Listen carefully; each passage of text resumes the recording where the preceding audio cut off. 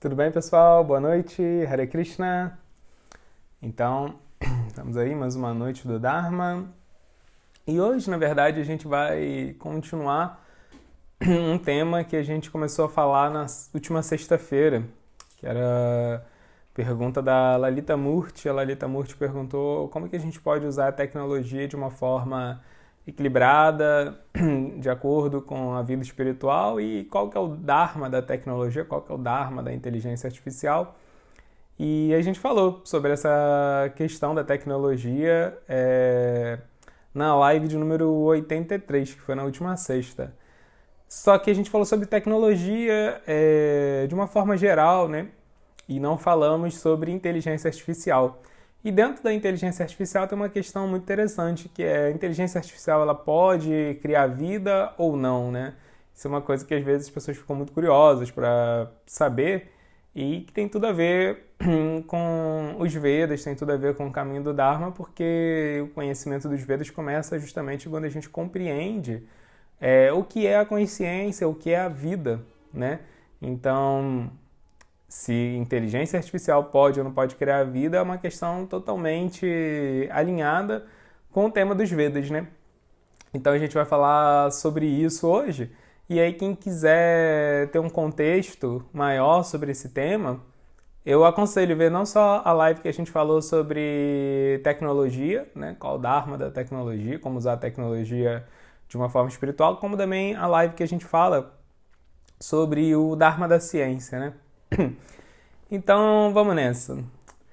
Inteligência artificial pode criar vida ou não pode? Bem, primeiro de tudo, o que é inteligência artificial, né? As pessoas falam por aí bastante, cada vez mais, mas o que é inteligência artificial de verdade, né? Assim, qual é a diferença da inteligência artificial para qualquer outro programa de computador? Então, esse termo, inteligência artificial, apesar de parecer uma coisa assim muito modernosa, é uma expressão antiga, né? Ela vem de 1956. John McCarthy ele cunha essa expressão para se referir especificamente a um tipo de algoritmo de computador que deveria tratar uma classe especial de problemas, né? Porque quando a gente faz um algoritmo assim que vai dar origem a um programa de computador normal, basicamente ele é montado, ele é criado, né, a partir de uma série de instruções, de operações, e ele vai seguindo tudo aquilo, né? Então é como se você chegasse e desse uma série de instruções para uma pessoa, né? Você vai até o meu quarto, no meu quarto você abre uma caixa, aí se dentro dessa caixa você vê lá que tem uma camisa azul, você pega ela, se não tiver a camisa azul, você pega a camisa mais clara que tiver e me traz aqui. Pronto, você deu uma série de instruções para a pessoa vai saber. Eu vou no quarto dela, abro a caixa, se tiver qualquer camisa azul eu pego, se não eu pego qualquer de outra cor e devolvo. Isso é um programa de computador normal, ele tem uma série de instruções de operações e ele vai seguindo tudo aquilo. Mas ele tem uma descrição exata do que ele deve fazer. A inteligência artificial ela é diferente. A inteligência artificial ela é criada para lidar com um tipo de problema. Mas como ela vai resolver esse problema, né? Assim, isso não é programado pela pessoa que está criando a inteligência artificial. Na verdade, ele vai programar a inteligência artificial para ela ir se adaptando e resolvendo o problema de acordo com a necessidade ou talvez de acordo com o próprio aprendizado que ela vai tendo, né? Então, a inteligência artificial ela tem de dois tipos. Tem inteligência artificial que é simbolista, que é aquela inteligência artificial onde você ensina para ela não o que ela tem que fazer, mas você ensina para ela um tipo de lógica. E aí, quando ela se deparar diante de um determinado problema, ela vai aplicar aquela lógica e ela vai saber resolver o problema. Ou não, né? Mas ela vai pelo menos tentar. E tem a inteligência artificial conexionista, né? Que a inteligência artificial conexionista ela vai observar padrões e a partir desses padrões, né, ela vai aprender coisas. Que é parecido com o que a gente faz nesse mundo, né? Por exemplo, quando a gente é criança e aprende, por exemplo, o que são pássaros, a gente aprende o que são pássaros olhando para o céu e vendo pássaros. Então, por exemplo, se a gente está aqui no Brasil, a gente vai olhar para o céu e vai ver pombo, vai ver urubu, e a gente vai aprender que isso é um pássaro. Mas se a gente chega nos Estados Unidos e vê uma águia, vê um condor, a gente sabe que aquilo é um pássaro também, mesmo que a gente nunca tenha visto antes, a gente sabe que é um pássaro porque ele tem todas as características de um pássaro como a gente viu, mesmo que sendo muito diferente. Então a gente é capaz de generalizar naquele conhecimento que a gente teve e entender que aquilo é um pássaro, né? Então, a inteligência artificial conexionista, ela age mais ou menos por esse mesmo caminho, né? Então, isso é inteligência artificial, e apesar de parecer uma coisa muito moderna, a inteligência artificial ela foi criada mais ou menos uns 10 anos depois do primeiro computador. Então, é bem antigo, muito mais antigo do que provavelmente a maior parte das pessoas que está assistindo essa live, né? É bem antigo, já é usado há muito tempo. A inteligência artificial é usada pelo menos há uns 60 anos, né? Então, não tem nada de novo, mas a gente tem uma visão assim da inteligência artificial que vem muito da ficção. A ficção vai, né, a gente vai ver inteligência artificial sendo retratada de diversas formas na ficção. A gente vai ver desde o Isaac Asimov lá com a Fundação Futuro, Eu, Robô, né, a série de livros clássicas dele do século passado. E aí a gente vai ver assim as primeiras indicações na literatura, na ficção, de uma inteligência artificial que ela cria vida como um humano mesmo, né? Por exemplo, no Homem Bicentenário, a gente vai ver a história, né, da máquina que quer se tornar um humano, né? Que ela tem desejos como de um humano, né? Ou então, no Eu, Robô, a gente vê uma máquina, um robô, desenvolvendo percepção de que ele existe e desenvolvendo um senso de ética, de moralidade, né, próprio. Então, a gente tem esse exemplo, aí depois a gente vai ver na ficção, assim, pelo menos na ficção popular, a gente vai ver o Exterminador do Futuro, aí já é outro extremo, né? Aí tem a Skynet, que quer dominar o mundo, então aí começa a entrar a inteligência artificial apocalíptica, será que ela vai dominar a humanidade, né? Aí depois a gente vê no Matrix, não, a inteligência artificial não só domina o mundo, como cria uma realidade paralela, virtual, e aprisiona os humanos lá, né? Será que isso é possível? Será que não é?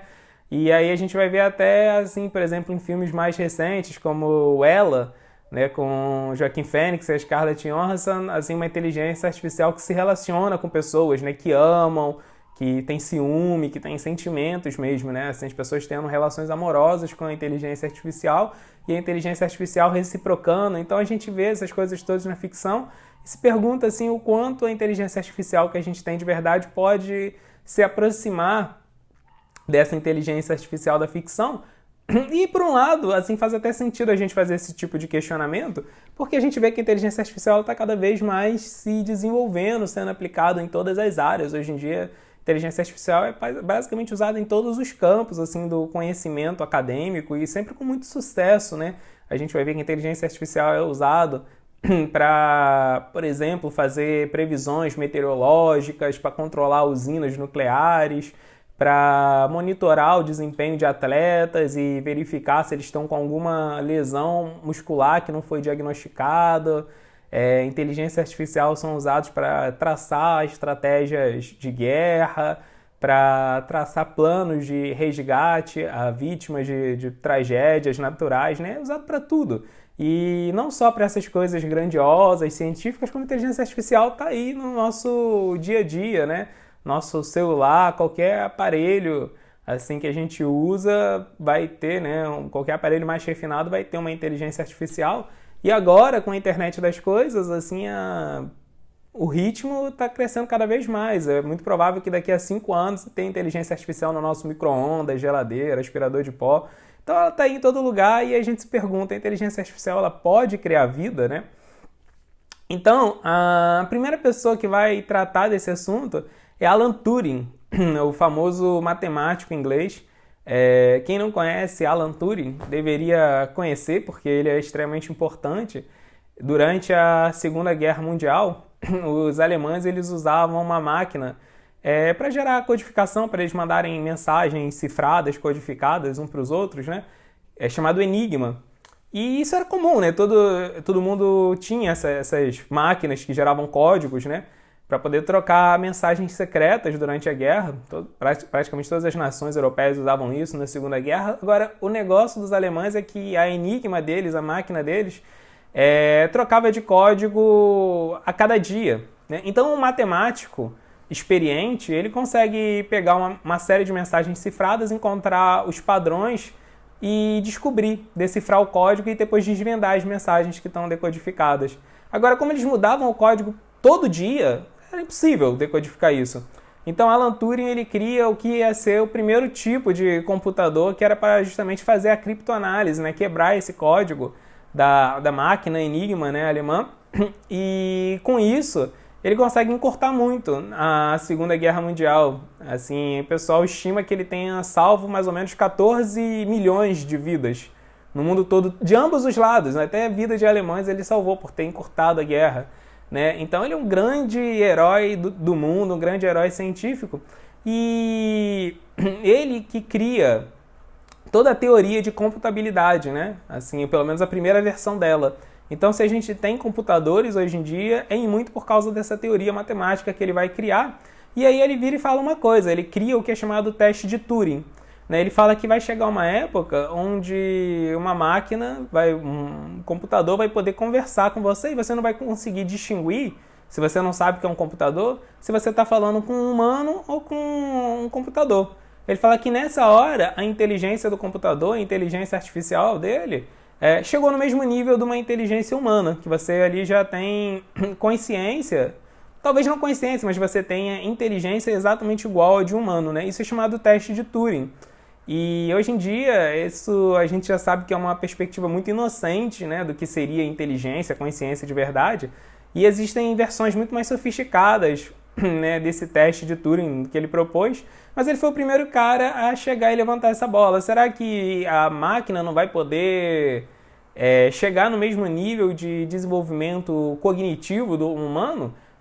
Para ele, com certeza, só o tempo, né, que nos separava disso. Era só o tempo passar que a gente ia ter essa máquina consciente, né? E aí a gente se pergunta, ele estava certo ou ele não estava? Será que é possível, só através da inteligência artificial, a gente chegar ao ponto de ter consciência ou não?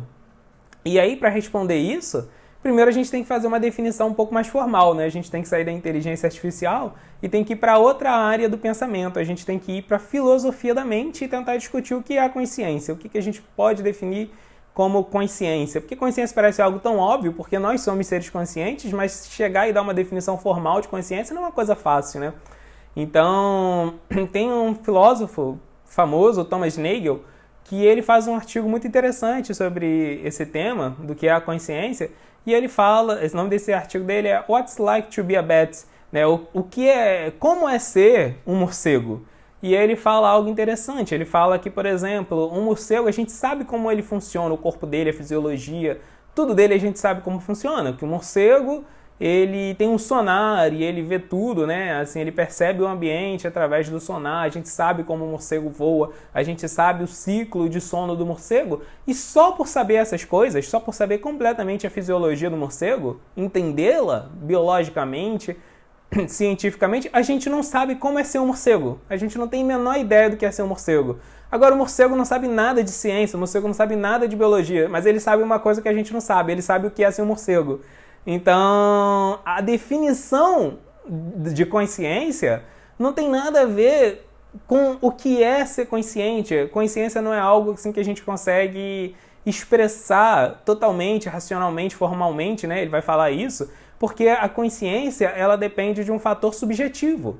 Para você ser consciente, você tem que... né? Você é consciente, então você conhece a sua consciência, mas você só pode conhecer a sua consciência, você não conhece a consciência dos outros, né?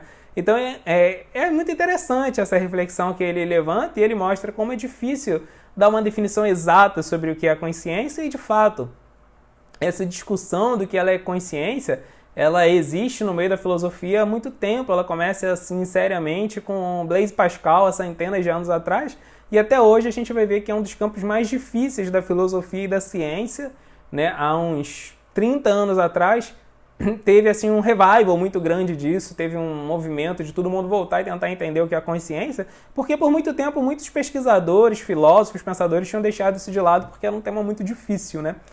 E aí a gente vai ver que tem algumas linhas principais de pensamentos, né? Vamos ver quais são elas. Por exemplo, uma das linhas mais tradicionais de pensamento dentro da filosofia sobre o que é a consciência é o behaviorismo, né? Assim, um grande pensador, talvez, assim, do behaviorismo seja Skinner, né? E aí o que o behaviorismo fala?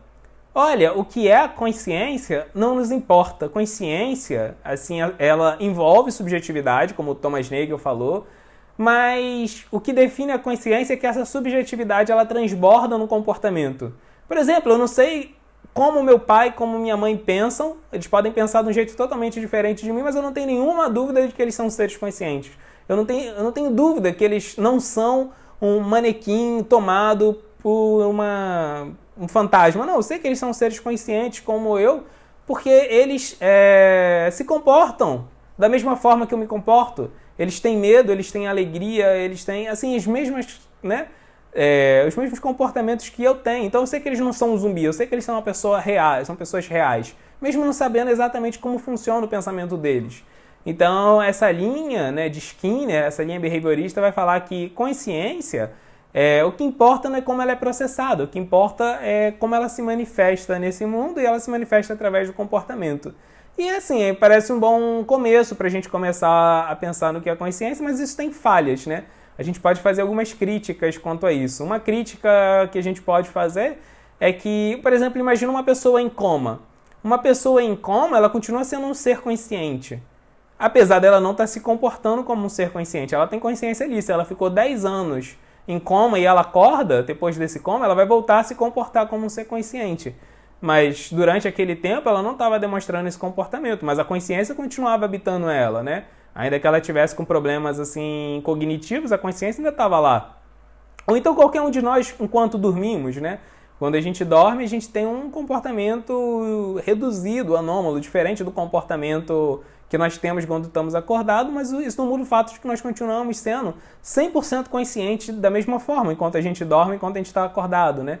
Então, a gente vê que consciência não está só ligada a comportamento, é mais do que comportamento.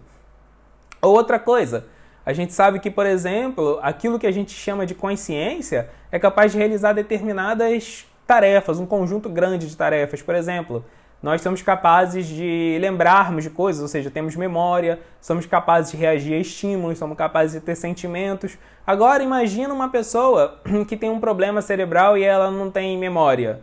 Então, dá para dizer que ela não é consciente porque a gente tirou uma daquelas características comportamentais daquele conjunto que a gente chama consciência. Ah, tirei uma não, mas eu falo não, mas as outras sobreviveram. Tudo bem, mas quantas eu vou tirando até chegar ao ponto de dizer que eu tenho consciência ou não tenho, né? Então a gente começa a ver como essa teoria ela é frágil. E talvez quem tenha dado assim o tiro certeiro que derruba essa teoria behaviorista totalmente é o filósofo John Searle. Ele vai chegar e vai falar do quarto chinês. O quarto chinês é o seguinte: imagina que eu chego num quarto, né? E esse quarto tem uma brecha assim. Eu posso passar algo por esse quarto, e né, eu passo um papelzinho, o papelzinho sai e o papelzinho entra por esse buraquinho, né? Então eu posso escrever uma carta em chinês e botar naquele buraquinho que tem no quarto. A única forma de entrar no quarto é através desse buraquinho. Eu jogo meu papelzinho escrito em chinês lá e o quarto cospe depois outro papelzinho escrito em chinês. Eu posso ficar conversando com esse quarto em chinês, né? Ou seja, dá para entender que o quarto sabe chinês, que o quarto está conversando comigo em chinês. Mas aí ele vai falar, imagina que quem está dentro do quarto é uma pessoa que ela não sabe nada de chinês, mas ela está ali com vários dicionários, né, de chinês, está com livros de chinês, e quando você joga o papel lá para dentro, ele começa a consultar aqueles dicionários, ele decodifica a sua mensagem, entende a mensagem na língua dele, depois ele escreve outra mensagem na língua dele, consulta os dicionários, replica a mensagem em chinês e manda de novo para você lá fora.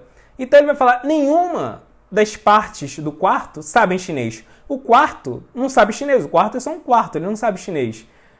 A pessoa que está ali traduzindo as mensagens, ela não sabe chinês, ela depende do dicionário. E o dicionário não sabe chinês, porque o dicionário não sabe, ele só tem regras ali. Ele precisa ser interpretado pela pessoa para gerar uma compreensão do chinês. Então ele fala, as três partes que estão ali, elas não são falantes de chinês. Agora a soma delas dá a impressão de que o quarto está falando chinês. Então ele vai falar a mesma coisa. As partes individuais do nosso comportamento não denotam consciência. Mas, quando a gente soma elas, a gente tem uma impressão de consciência. mas a gente consegue entender que o nosso comportamento não é a prova da consciência, porque se a gente analisa cada parte do nosso comportamento separado, a gente vai ver que isso não implica em consciência. Então essa é uma teoria, teoria behaviorista. A segunda teoria que vai falar sobre consciência é a teoria da identidade. A teoria da identidade ela já vem de um outro pensador, John Smart. John Smart vai falar o seguinte, cada expressão de consciência que nós temos corresponde a um padrão cerebral nosso, a um determinado grupo de neurônios nossos que foi ativado, algo do tipo.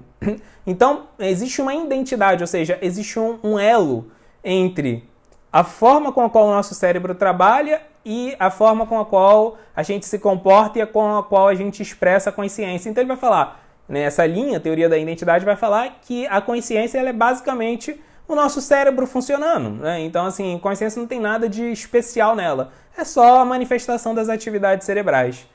E aí, quando eles propõem isso, chega um pensador chamado Hilary Putnam, que ele vai falar nada disso. Porque a gente tem, né, o que ele chamou de múltiplas realizabilidades. Que é o seguinte, assim, imagina que o meu cérebro é diferente do cérebro de um cachorro, que é diferente de um cérebro do pato. Mas todos nós temos medo da mesma forma. Se alguém faz mal pra gente e depois essa pessoa, esse agressor se aproxima, a gente vai se encolher da mesma forma, a gente vai fugir da mesma forma, ou então a gente vai tentar lutar da mesma forma. Né? Quando a gente tem fome, a gente se comporta da mesma forma. O nosso cérebro é totalmente diferente. Então, a consciência ser uma expressão do cérebro é uma visão muito simplista da realidade, porque o cérebro muda, mas a gente vê que a consciência ela continua a mesma. Ela pode se manifestar diferente porque o cérebro é diferente, mas a consciência em si ela é a mesma, né? Então, essa é uma outra teoria.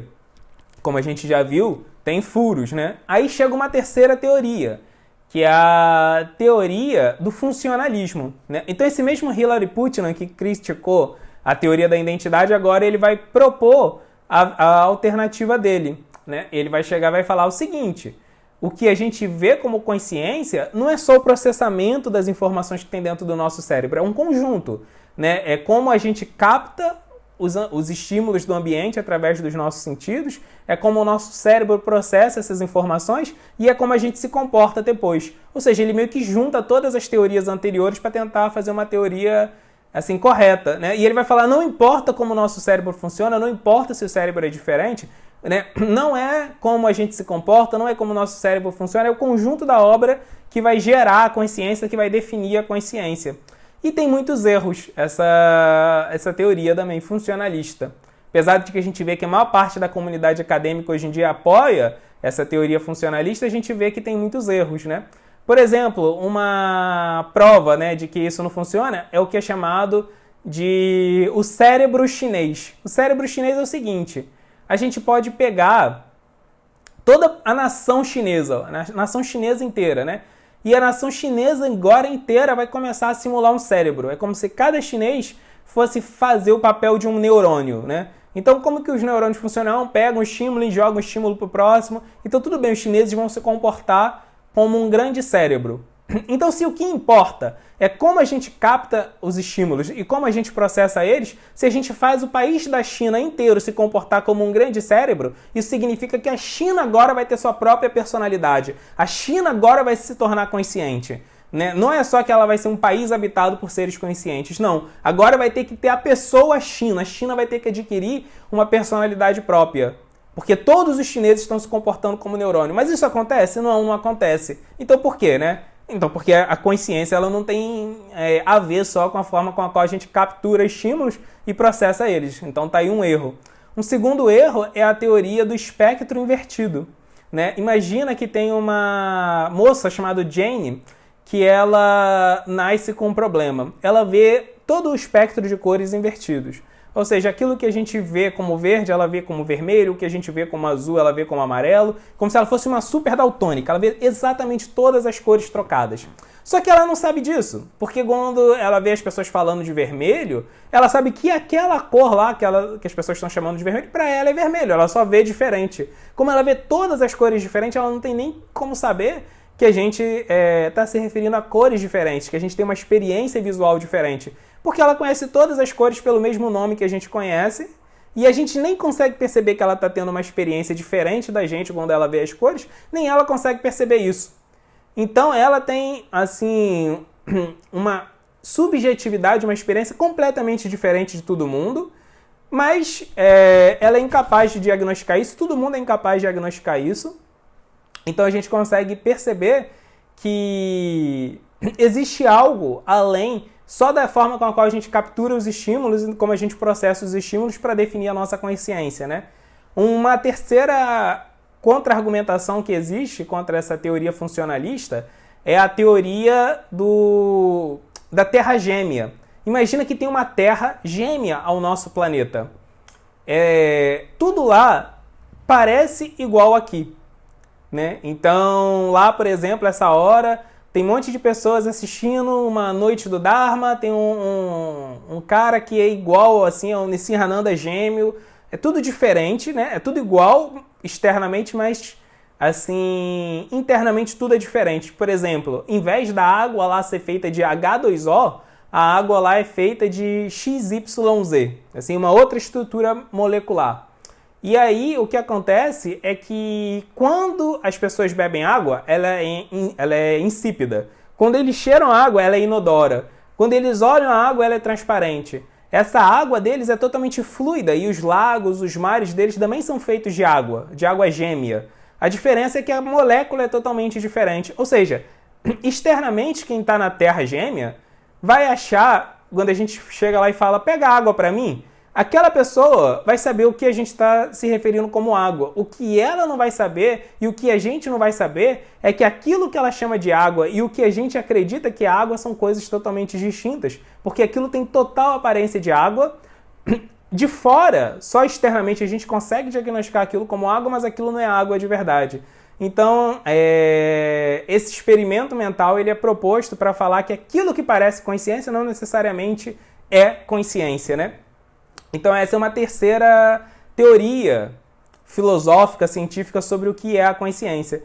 E aí tem uma quarta teoria que é o dualismo de propriedade, que é do David Chalmers, essa é mais recente. Que ele vai falar que, olha, a consciência como a gente conhece no cérebro, ela não é consciente, assim, a consciência ela vem do cérebro. Só que ela não é material, ou seja, o cérebro ele produz uma consciência que não é material. E por isso a consciência ela não pode ser medida pelas leis da natureza, pelas leis da física que nós conhecemos, porque ela não é material. Agora, apesar dela não ser material, ela é produzida por algo que é material, que é o cérebro, né? Então essa teoria já é mais interessante, assim, da nossa perspectiva espiritualista, né? Porque ele já vai mostrar que a consciência não é algo material, apesar de ser produzido pelo cérebro, que é algo material, né? Mas também essa teoria tem furos, né? E o furo básico dela é que ela é uma teoria muito louca, né? Assim, ela é uma teoria muito complicada, ela não parece nem um pouco plausível, né? Quando a gente tem uma explicação muito complicada para uma coisa, essa explicação normalmente ela não funciona, né? Isso é chamado em ciência de navalha de Ockham. Se você tem várias explicações, a explicação mais complicada tende a ser a explicação mais errada, né? Por exemplo, se você tem uma criança em casa e um dia você chega e seu vaso de flores está quebrado, aí você tem duas explicações possíveis. A criança derrubou o vaso, ou então um grupo de assaltantes entrou na sua casa, vasculhou tudo tentando roubar, acabaram derrubando o vaso, quebraram o vaso, mas não encontraram nada que fosse de valor para eles na sua casa e foram embora e deixaram tudo intacto, a não ser com o vaso quebrado. Qual que você ia acreditar? Obviamente que as crianças quebraram o vaso, né? Então, essa teoria ela é muito louca, porque o cérebro é uma coisa material e produz uma coisa que não é material, que é a consciência. É mais fácil a gente acreditar que o cérebro é material e a consciência é material, ou então que a consciência ela não é material, mas ela não é produzida pelo cérebro, ela só usa o cérebro, que no caso é o que os Vedas vão falar que é verdade, né? Então essa teoria ela é muito louca, né? E para fechar essas teorias de consciência, tem a teoria do panpsiquismo. A teoria do panpsiquismo também fala uma coisa muito interessante. Eles falam que a consciência existe disperso por tudo que existe nesse mundo. Ou seja, tudo que tem no mundo tem consciência. Uma pedra tem consciência, a árvore tem consciência, a mesa tem consciência, a cadeira tem consciência. Nós temos consciência, a consciência está em tudo. Porque a consciência ela surge do processamento de informações e tudo processa informação do seu jeito, né? Então, essa é uma teoria que por muito tempo foi considerada muito louca, mas com o avanço assim, das pesquisas de um pesquisador chamado Tononi, que ele começou a calcular a quantidade de informação que é processada em cada sistema do mundo e começou a ver que tinha uma correspondência com a quantidade de informação que era processada e com a manifestação ou não de consciência, como aquilo que a gente conhece como consciência, essa teoria ela passou a ser mais acreditada, né? Mas ela é uma teoria que ela cai num problema fundamental. Ela não pode ser provada cientificamente de forma alguma. Então ela ficou só assim no limbo da filosofia, só uma especulação e ninguém acredita nela.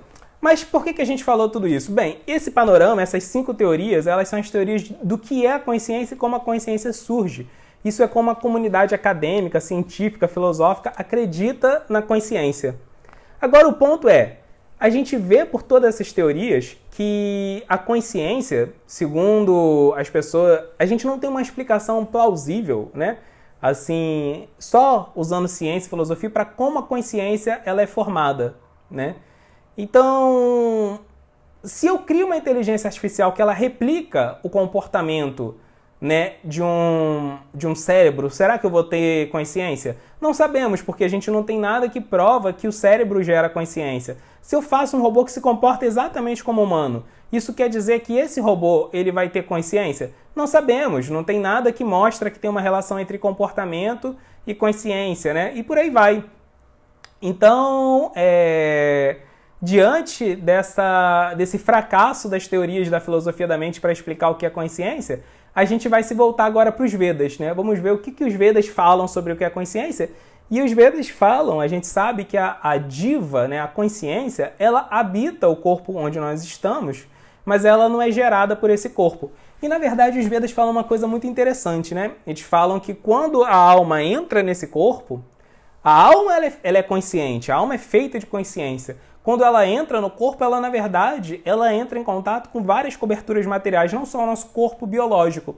Ela entra em contato com um conjunto de coberturas materiais, ou seja, a gente vai ter a mente, a inteligência e o ego, né? Porque a alma ela é feita de Satitananda, né? Sati, eternidade, Tit, conhecimento e Ananda, felicidade plena.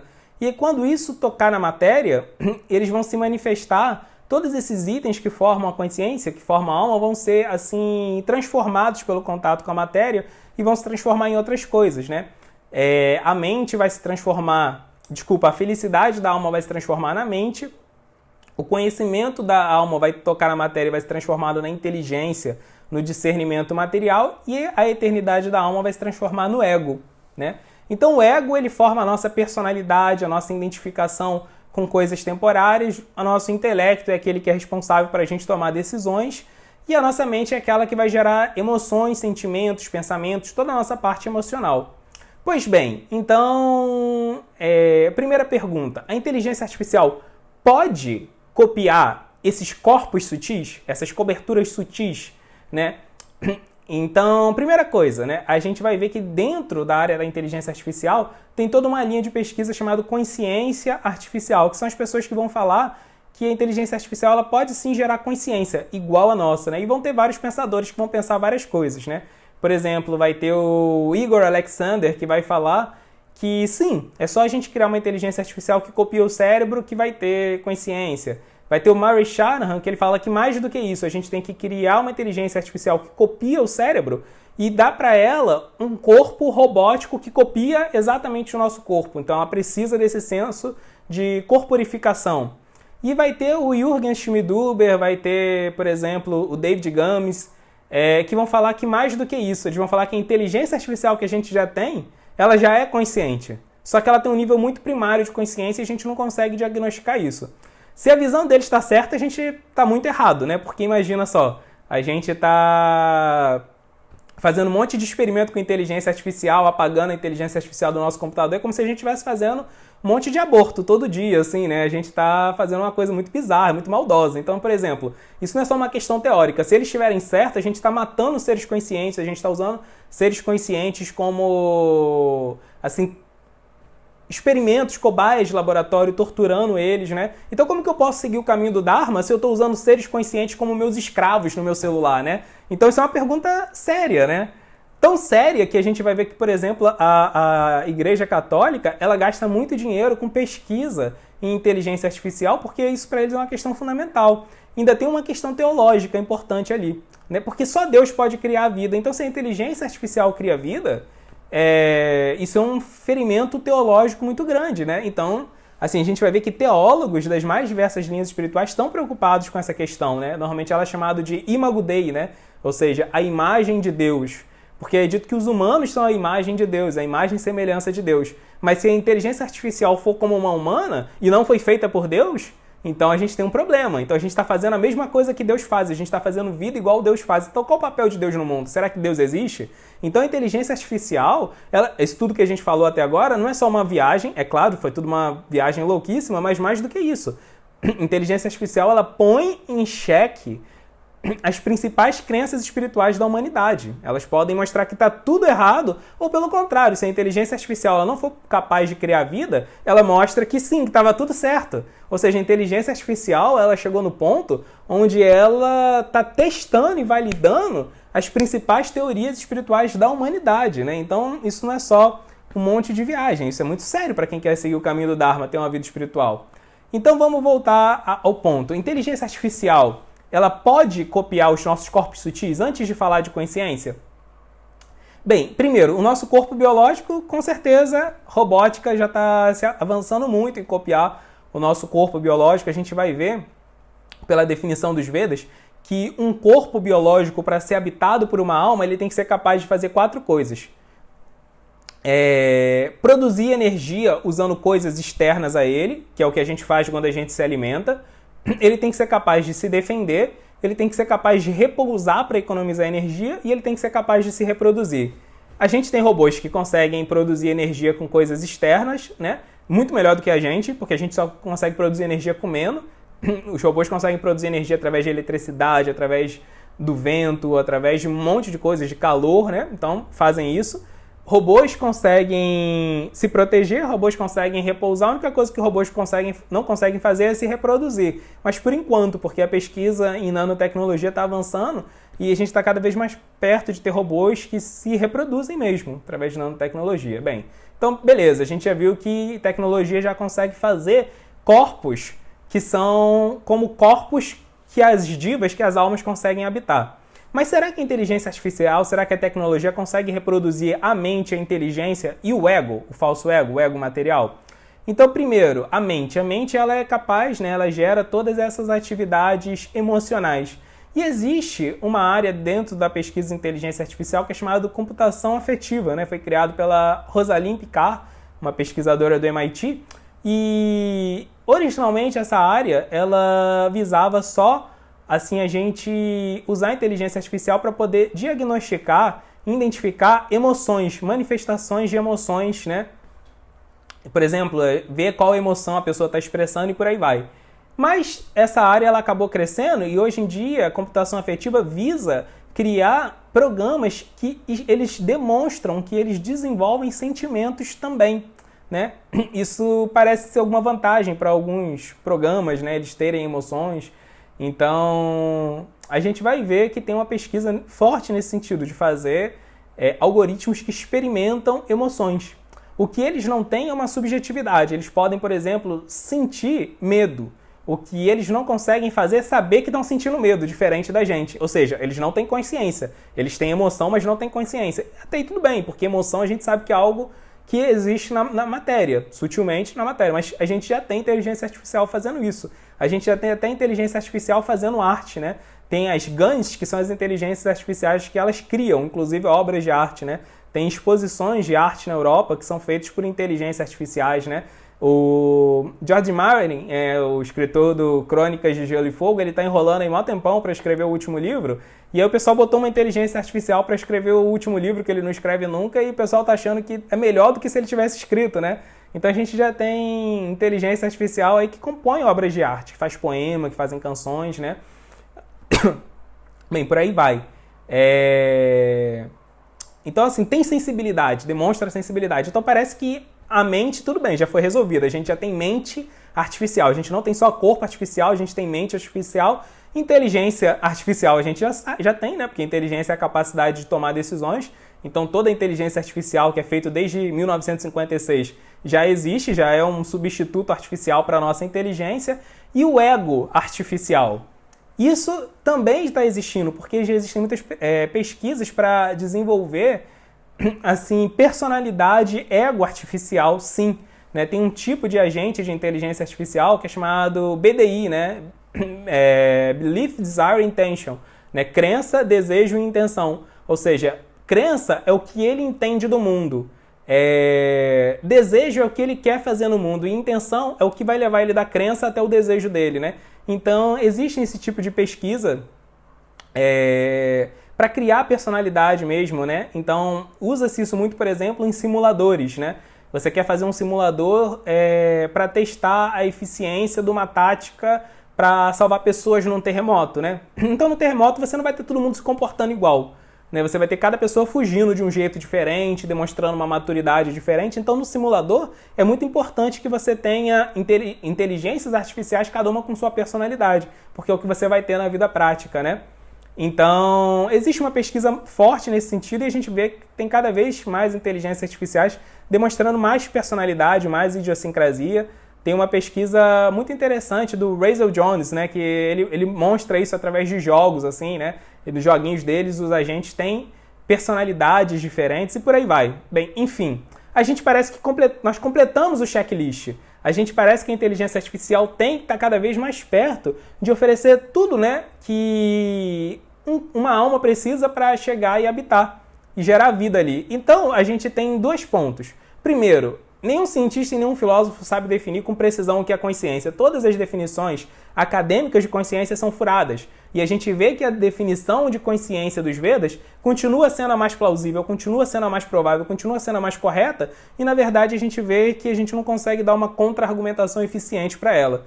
Por outro lado, os Vedas também falam que a alma ela habita num corpo material que existe em diversos níveis, tanto grosseiros quanto sutis. E esses sim parece que a inteligência artificial e a tecnologia a robótica estão sendo capazes de replicar. Então a pergunta que a gente faz é, por que uma alma ela não pode vir e morar dentro de uma inteligência artificial? Ou seja, a inteligência artificial ela não está criando vida, mas ela está criando a condição na qual a vida pode vir e reencarnar. Por que a gente não pode, a alma não poderia reencarnar numa inteligência artificial madura?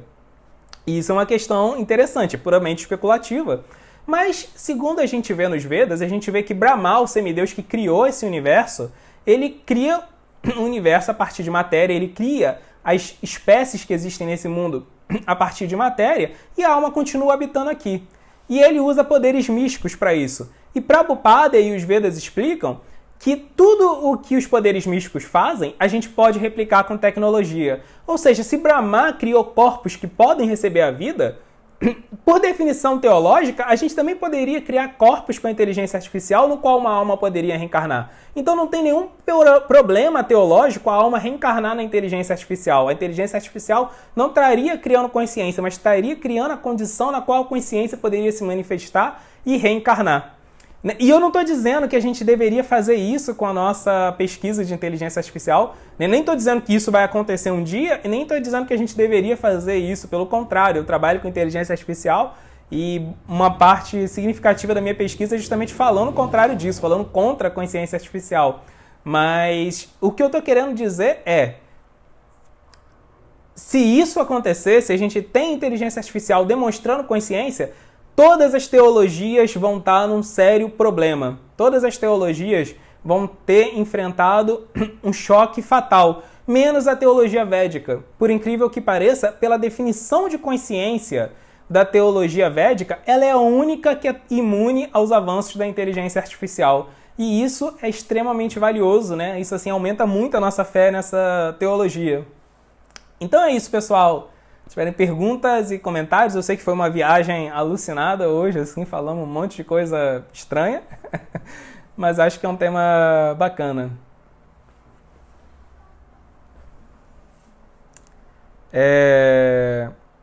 A maioria do pessoal tá falando aqui, tô chocada, isso é muito louco, que loucura, Krishna, o pessoal tá chocado. É doideira mesmo, né? Então vamos lá. Palmares, e aí Palmares, tudo bem? Boa noite. Em teoria, a diva poderia habitar um mundo de realidade virtual como o oráculo em Matrix? Poderia totalmente, né? A gente vai falar disso um dia, né? Você mandou essa pergunta, né? Se A gente pode comparar esse mundo ao software e o hardware, né, como uma realidade virtual. Então, totalmente, esse mundo ele tem tanto componentes físicos, né, assim, quanto leis que regem ele, que podem, assim, descrever esse mundo como uma simulação. Na verdade, o que a gente vai ver Krishna falando no capítulo 15 da Bhagavad Gita é que esse mundo é o reflexo do mundo espiritual, ou seja, esse mundo é uma simulação do mundo espiritual, né? Então, assim, a gente já está vivendo numa Matrix, a gente já está vivendo, né, nessa simulação, né? Nós temos a nossa vida real no mundo espiritual nós temos o nosso corpo original, nossa Siddha-Deha, nossa identidade espiritual, temos a nossa vida, temos a nossa família, temos a nossa relação eterna com Krishna, mas agora a gente está preso nessa realidade virtual, assumindo um monte de avatares, um monte de personagens, né? E estamos aqui perdidinhos, né? Mas não só é possível, como é isso aí que Krishna fala no capítulo 15. Ele fala que esse mundo já é uma simulação do mundo real, que é o mundo espiritual. Aí Palmares fez um outro comentário, que legal. Marte assim não teria a chamada aura, citada por Walter Benjamin. Eu não conheço esse conceito de aura, assim, né, que Benjamin fala relacionado à arte. Se você puder explicar aí, Palmares. Mas com certeza, a gente entende que arte, ela é a obra, assim, ela é uma expressão da nossa subjetividade, a expressão, né, de como a gente sente o mundo. E a obra de arte que é criada pela inteligência artificial, na verdade, é uma expressão do processamento de muitos dados que ela faz, né? Ou seja, ela é capaz até de entender, assim, o que é refinamento estético, mas ela não é capaz de sentir. E ela não é capaz de saber que ela está fazendo arte, apesar de talvez ser capaz de fazer arte, talvez até melhor, né, externamente, do que um humano. Como, por exemplo, a Fox, né, ultimamente, a Fox, que agora foi comprada pela Disney, eles estão usando inteligência artificial para fazer alguns trailers, né, de cinema. Então, essa função de editar um filme já pronto, para escolher as cenas que vão fazer parte do trailer, é uma tarefa muito complexa, né? Você tem que, assim, pegar cenas que sejam emocionantes, mas que elas não deem spoiler, né? Você consiga entusiasmar a pessoa, emocionar a pessoa, dar vontade da pessoa ver o filme completo, mas que ela não tome spoiler, que ela não entenda o roteiro inteiro do filme só por aquilo que ela viu, né? Então você tem que mudar as sequências, assim, das cenas de uma forma que elas continuem parecendo ter coerência, que elas continuem parecendo fazer sentido, mas que na verdade elas não contem a história real, porque a história real vai ser contada no filme, mas que com aquele pouco ali você já consiga entender a essência dos personagens e se emocionar com eles, sem ao mesmo tempo entender as camadas profundas dele, que você precisa apreciar a obra completa. Ou seja, fazer um trailer é uma coisa bem complexa, né?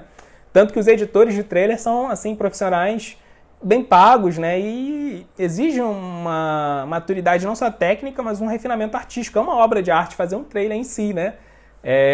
E aí eles estão usando inteligência artificial para fazer os trailers, e no quesito técnico, os trailers que são feitos por inteligência artificial são mais sofisticados que os trailers feitos por operadores humanos.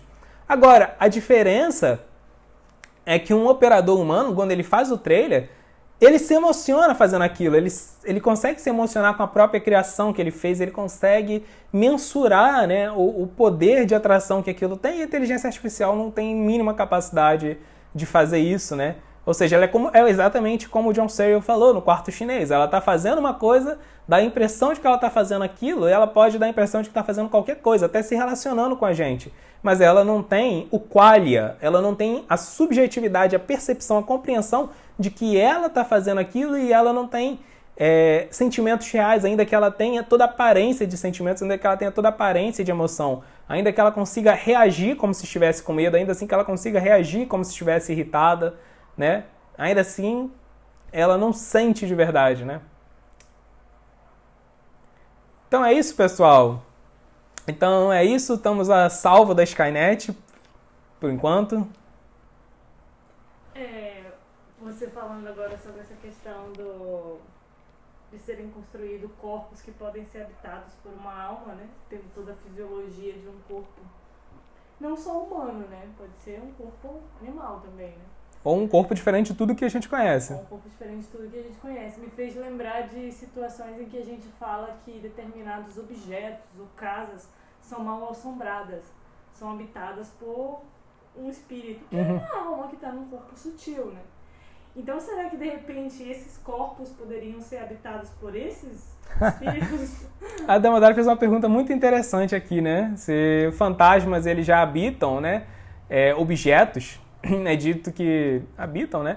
E fantasmas eles gostam, eles gostam não, né? Que eles gostam, não gostam, mas eles vibram, né, na influência do módulo da ignorância. Então, quanto mais assim um objeto tá tamássico, né? Quanto ele mais está sujo, quanto ele mais está sob a influência da ignorância, mais fácil ele ser habitado por fantasmas, né? Prabhupada falou que quando ele foi em Londres, assim, foi um lugar que ele percebeu mais a presença de fantasmas, porque é meio sujo, né? Então tinha muito fantasma ali e tal. Mas nunca foi na Lapa, né, Prabhupada? Senão ali ele ia... Mas enfim. Então por que o fantasma ele não pode habitar um corpo, né? O fantasma é uma alma, uma diva, né? Que tá vivendo numa situação fantasma agora, por que ele não pode habitar? Pode, com certeza pode. Inclusive eu lembrei de outra coisa, que Krishna chama os nossos corpos na Bhagavad Gita de yantra, né? Ele fala yantra rudani maya, né? Ele está falando dos nossos corpos, ele chama de yantra. E yantra significa literalmente máquina. Ou seja, Krishna chama os nossos corpos de máquina na Bhagavad Gita. A alma ela já está habitando corpos que são máquinas, né? A alma já está habitando máquinas nesse mundo, né? Então pode sim. Mas criar consciência, ninguém pode dizer que ela cria consciência porque a gente nem consegue ter uma definição clara de consciência. Vamos aqui. Explicou aí. Vamos ver a explicação do Palmares.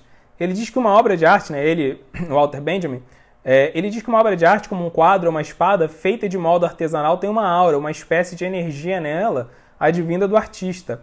Essa aura se perderia mesmo em quadros impressos, copiados do original, ou produtos que se assemelham a artes feitas em produção em massa. Com certeza. A gente sabe que quando a gente cria algo, a influência dos moldes de natureza que está na gente passa para aquilo, né? Assim, existe isso mesmo. Assim, os Vedas falam que a gente transmite uma espécie de vibração, de impressão nossa em tudo aquilo que a gente manuseia, né? Então é isso mesmo, não teria essa aura mesmo. A Saranga perguntou, poderia explicar a diferença entre subconsciente e inconsciente e como a consciência atua nessas instâncias? Então, a alma, quando ela está habitando esse corpo sutil, esse corpo feito de mente, de inteligência, de ego material, né, a gente sabe que no corpo sutil ficam gravados vários sânskaras, né? Várias impressões sutis, tudo aquilo que a gente pensa, tudo aquilo que a gente sente, tudo aquilo que a gente deseja, vai se armazenando, vai causando ali impressões. E depois, quando a gente perde a memória de um determinado evento, isso não significa que aquele evento não deixa de afetar a gente, ele continua afetando a gente. Por isso que às vezes a gente reage de forma emocional que a gente não entende, a gente tem medo de determinadas situações, a gente nunca passou por uma determinada situação traumática, mas a gente é bloqueado para fazer determinados tipos de coisas. Isso é por causa dos nossos sânskaras. Essas impressões, elas continuam influenciando a gente. Por isso que a gente tem determinados gostos. Eu nunca me deparei, por exemplo, nunca na minha infância eu fui para a Escócia, mas sim, tudo na Escócia me encanta, a cultura, a língua. Por quê? Então são esses sânskaras, essas impressões mentais, elas ficam lá, né? Afetando a gente inconscientemente, né? Por isso que a gente tem que purificar esses sânskaras, purificar essas impressões mentais para que elas não afetem a gente de forma desfavorável na nossa vida espiritual, porque elas continuam lá influenciando, né? Então, a gente vai ver que os Vedas falam bastante sobre como tratar, sobre como lidar com esses sânskaras, como lidar com essas impressões mentais, né? Então, os Vedas vão falar que meditação, o próprio processo de reflexão, né? Você refletir sobre filosofia, você se autoanalisar com a ajuda de pessoas mais sábias, e até as cerimônias, elas todas têm o objetivo de purificar esses sânskaras, né? Purificar essas influências inconscientes que nós temos, né? Qual é a diferença de subconsciência e inconsciência? Assim, eu acho que no sentido que está sendo dito aqui, porque muitas vezes essas coisas são usadas como sinônimos, né? Mas eu acho que o que está querendo dizer aqui como inconsciência é quando a gente está, por exemplo, dormindo ou em coma, né? Que a alma está habitando aquele corpo, ou seja, aquele corpo tem consciência, mas ele não está manifestando a consciência, né? Então, nesse sentido, o que acontece é porque às vezes a nossa consciência, a alma, ela, dependendo de uma série de fatores biológicos, fisiológicos, né, quando a gente está dormindo, quando a gente está passando por algum problema de alguma ordem como coma, né, desse tipo, o que acontece é que a alma ela se torna consciente apenas do corpo sutil, ela perde o contato com o corpo grosseiro. Mas o corpo sutil continua em contato com o corpo grosseiro. Ou seja, a energia vital da alma continua chegando no corpo, pelo corpo sutil. Ou seja, a alma dá energia para o corpo sutil e o corpo sutil dá energia para o corpo grosseiro. Ou seja, a alma não está experimentando o corpo grosseiro, mas continua mantendo ele vivo, né? Então é isso. A gente pode falar uma noite do Dharma especial sobre esse tema aí, porque é interessante, né? Palmares, neste raciocínio, os androides de Blade Runner teriam alma? Poxa, eu falei de várias obras de ficção, esqueci aí, né, do Blade Runner, Philip K. Dick, assim, um dos caras que mais profundamente pensou nesses temas. Então foi vendo Blade Runner que eu comecei a fazer muitas reflexões assim interessantes sobre como os Vedas eles têm uma certa imunidade, né, à teoria, as mais diversas teorias, né, da consciência, da filosofia da mente. Então, sim, eles com certeza, os androides de Blade Runner, parecem sim ter subjetividade porque, na verdade, eles têm ideologia própria, eles têm medo, eles têm consciência da sua finitude, eles sabem que eles vão morrer e eles sonham com a transcendência, eles buscam a transcendência, né? Então, é muito interessante de que eles não só parecem ter consciência como humanos, como eles lidam com todas as questões metafísicas que os humanos lidam por ter consciência. Então, esse ponto de levantar questões metafísicas é uma questão típica da consciência. Só uma inteligência artificial não seria possível, né? Então, dá a entender isso, assim, dá a entender no Blade Runner que aqueles androides têm consciência. Quem não conhece Blade Runner, o filme com Harrison Ford, veja.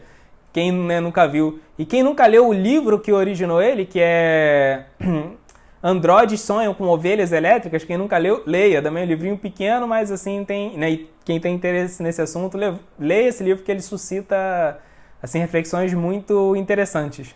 E quem não viu o filme Blade Runner 2049, com preconceito de que ele ia ferir a série original, não tem. O filme é ótimo, é excelente, vale a pena, veja também. Então é isso, pessoal.